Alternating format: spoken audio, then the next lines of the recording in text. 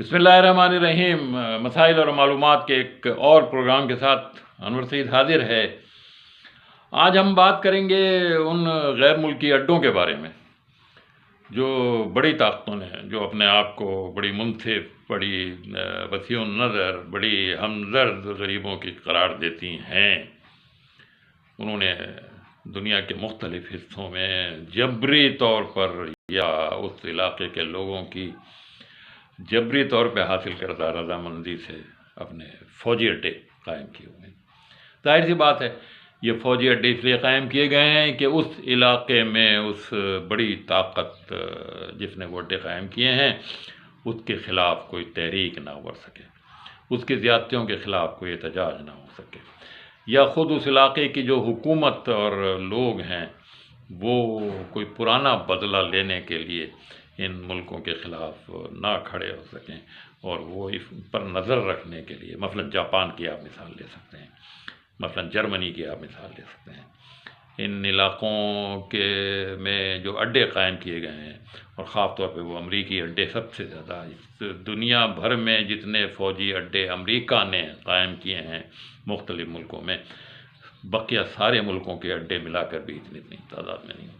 کہا جاتا ہے کہ کوئی 128 سے 130 فوجی اڈے امریکہ نے ایشیا میں، افریقہ میں اور خود یورپ کے بعض علاقوں میں قائم کیے ہوئے ہیں، اور ان کا واحد مقصد یہی ہے کہ اس علاقے پر نظر رکھی جا سکے، اس کے بحری راستوں پہ نظر رکھی جا سکے، اس کے وسائل پر نظر رکھی جا سکے۔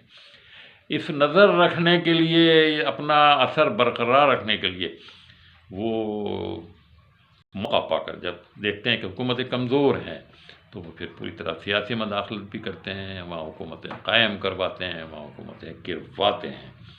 یہ کھیل، کہا جاتا ہے کہ امریکہ ہر سال $100 ارب سے زیادہ اپنے ان اڈوں کی دیکھ بھال پر خرچ کرتا ہے۔ 55 ملکوں میں اس کے یہ اڈے ہیں، اور خاص طور پہ ان میں سے 1-2 اڈے تو ایسے ہیں جو انتہائی بدنام ہیں۔ اب کیوبا میں گوانتا نامو بے جو ہے، وہاں جس طرح کا جیل انہوں نے قائم کیا ہوا تھا، جس طرح انہوں نے افغانستان کی جنگ میں یا جہاد میں وہاں سے پکڑ کر لے جانے والے حریت پسندوں کے ساتھ جو سلوک کیا تھا، وہ ساری دنیا کے سامنے۔ اسی طرح بہت سارے اڈے اور ہیں۔ بعض اڈے ایسے ہیں جو ان ملکوں کی حکومتوں کے ساتھ سمجھوتوں کے نتیجے میں ان حکومتوں کو ڈرایا گیا ہے کہ اگر آپ نے ہمارا اڈا یہاں نہیں بنایا، ہمیں یہاں نہیں بلایا، تو فلانا ملک آپ پر حملہ کر دے گا، فلانا ملک آپ پر قبضہ کر لے گا۔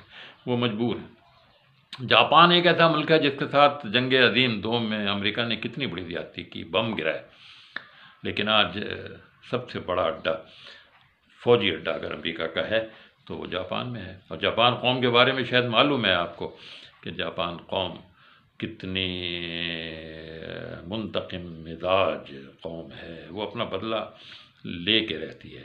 تو ایک وجہ یہ بھی جاپان میں ان کی موجودگی کا ہے کہ یہ جاپانی پھر کہیں دوبارہ سر نہ اٹھا سکیں۔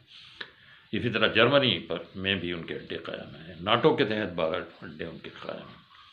کچھ اور ملکوں کے بھی اڈے مختلف ملکوں میں ہیں، وہ اپنی معاشی ضروریات ان میں زیادہ ہیں، ان میں شاید اقتصادی ضروریات کا پلہ بھاری ہے، اتنی دفاعی صورتحال۔ خود بھارت جیسے ملک نے اپنے پڑوسی ملکوں میں، بھوٹان میں، سکم تو تب اس کے قبضے میں ہی ہے تقریباً، اس نے بھی بہت، ماریشس میں، سیشلز میں بھارت نے بھی اپنے اڈے بنائے ہوئے ہیں، اور اس کا مقصد بھی یہی ہے کہ ان خطوں میں، ان ملکوں میں کسی اور ملک کی کا اثر و نفوذ نہ ہو پائے، اس خیال سے اس نے وہاں، بقیہ اور کوئی مقصد ایسا نہیں لگتا کہ بھارت وہاں مڈغاسکر تک میں، عمان میں ہے نا، یہ بھارت نے تاجکستان جیسی جگہ پر بھی ان کی کچھ پوسٹیں چھوٹی چیز ہوتی ہے۔